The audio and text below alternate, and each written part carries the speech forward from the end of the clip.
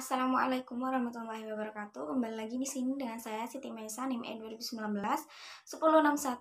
Saya di sini akan menanggapi video tentang pendapatan nasional. Jadi di sini saya akan menjelaskan tentang pendapatan nasional dan seterusnya. Jadi di sini sebelumnya saya akan menjelaskan tentang pendapatan nasional. Jadi pendapatan nasional itu apa sih? Pendapatan nasional itu adalah nilai total atau output akhir suatu negara dari semua barang dan jasa yang telah diproduksikan selama 1 tahun. Itu yang dimaksud dengan pendapatan nasional. Kemudian selanjutnya ada konsep pendapatan nasional. Jadi ada beberapa konsep pendapatan nasional. Yang pertama, produk domestik bruto. Yang kedua, produk nasional bruto, produk nasional neto, pendapatan nasional neto, pendapatan perseorangan, serta pendapatan yang siap dibelanjakan. Yang selanjutnya adalah, yang pertama adalah produk domestik bruto. Jadi produk domestik bruto ini merupakan jumlah produk baik barang maupun jasa yang dihasilkan oleh unit-unit produksi di dalam batas wilayah suatu negara tertentu atau domestik itu dalam 1 tahun. Nah, itu adalah produk domestik bruto. Di mana produk domestik bruto ini memiliki rumus pendapatan masyarakat atau pendapatan masyarakat dalam negeri di dalam ditambah dengan pendapatan asing atau pendapatan luar negeri. Selanjutnya adalah produk nasional bruto. Jadi produk nasional bruto ini merupakan nilai produk baik barang atau jasa yang dihasilkan oleh produk suatu negara atau yang dihasilkan oleh negara tersebut selama 1 tahun. Termasuk juga yang dihasilkan oleh warga negara tersebut, baik itu yang berada di luar negeri.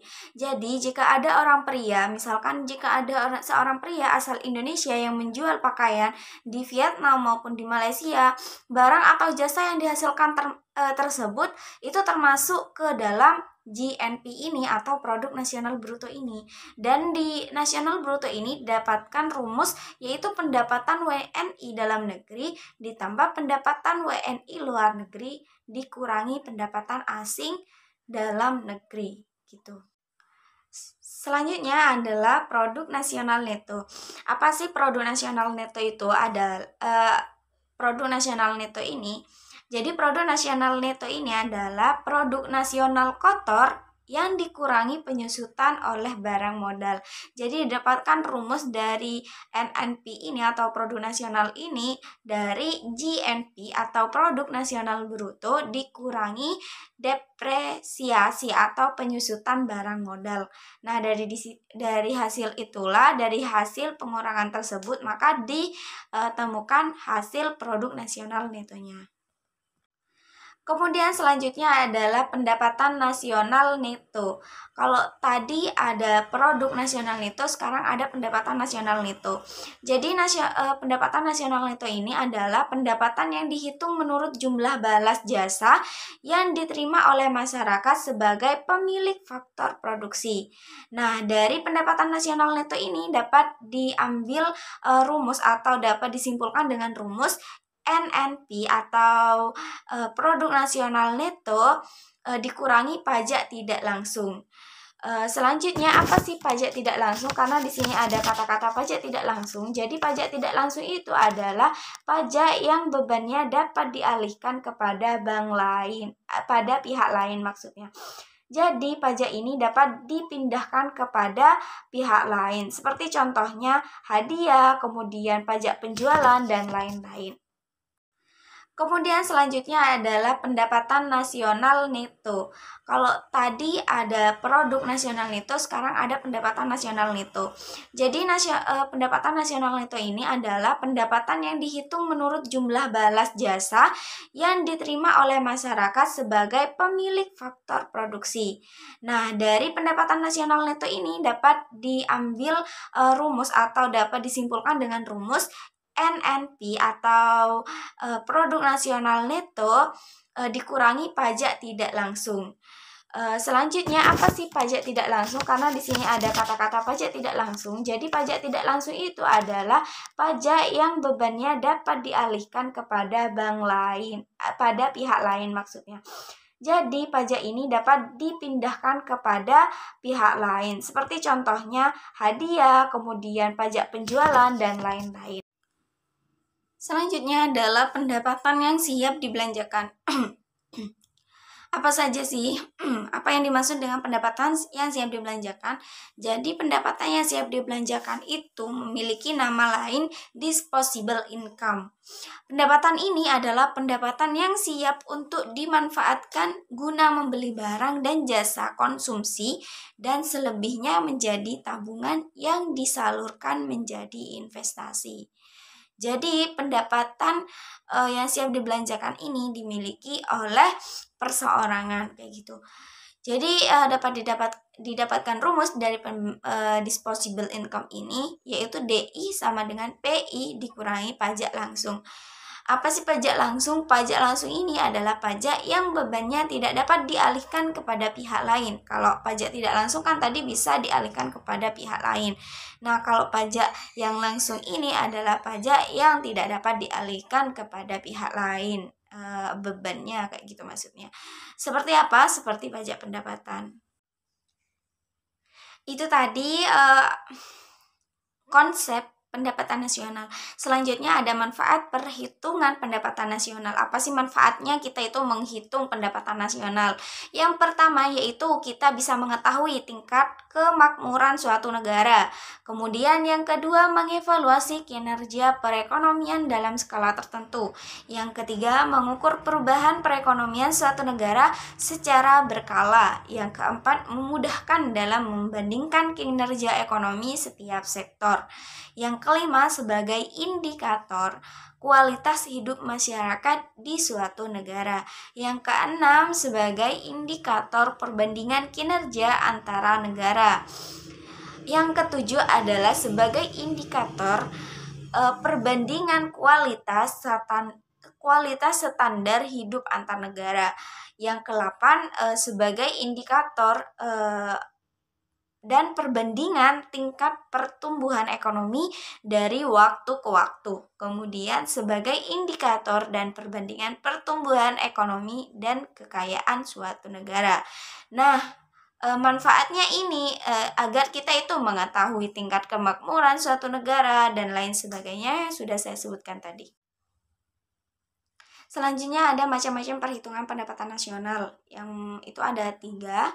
Yang pertama yaitu adalah metode pendekatan nilai produksi, yaitu penjumlahan barang atau jasa yang diproduksi oleh seluruh usaha baik itu BUMN dan UMKM pada suatu negara dalam waktu setahun gitu. Jadi di sini dapat disimbolkan Y atau pendapatan nasional sama dengan P1 yaitu harga barang ke-1, kemudian Q1 yaitu jenis barang ke-1. Kemudian sampai PN dikali QN. Jadi PN itu adalah harga barang ke N gitu.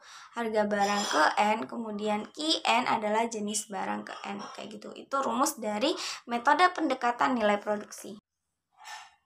Selanjutnya ada metode pendekatan pendapatan. Ini ada metode yang kedua yaitu metode pendapatan nasional dengan menghitung jumlah pendapatan dari berbagai faktor produksi yang memberi sumbangan terhadap proses produksi. Dapat diambil rumus Y pendapatan nasional sama dengan W atau upah atau gaji, kemudian ditambah R yaitu sewa, ditambah I interest atau bunga, yang kemudian ditambah P atau profit. Nah, jika semua ini sudah ditambahkan maka ditemukan pendapatan nasional metode pendekatan pendapatan kayak gitu. Selanjutnya ada metode pendekatan pengeluaran, yaitu metode yang ketiga atau yang terakhir. Metode pengeluaran ini adalah menjumlahkan semua pengeluaran dari rumah tangga, perusahaan, pemerintah, dan masyarakat pada periode tertentu atau pada satu periode yaitu 1 tahun. Yaitu dapat diambil rumus Y sama dengan C atau konsumsi rumah tangga ditambah I impor ditambah G yaitu government expenditure yaitu pengeluaran pemerintah, kemudian ditambah dalam kurung X yaitu ekspor dikurangi M gitu.